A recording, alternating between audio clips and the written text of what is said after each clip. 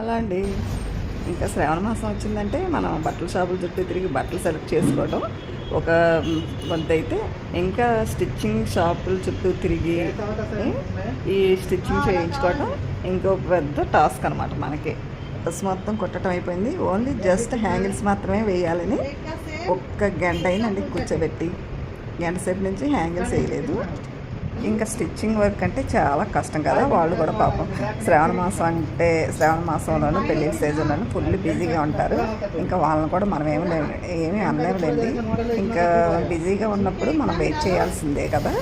ఇంకా సర్లే అని నేను ఇంకా ఈ హ్యాంగిల్స్ కోసం వెయిట్ చేశాను గంట సేపు. ఇంకా వెయిట్ చేసి ఇంకా విసుగొస్తుందని ఒక రీల్ కూడా చేసేసాను సరదాగా. ఈ స్టిచ్చింగ్ వర్క్లో చాలా కష్టం ఉంటుందండి.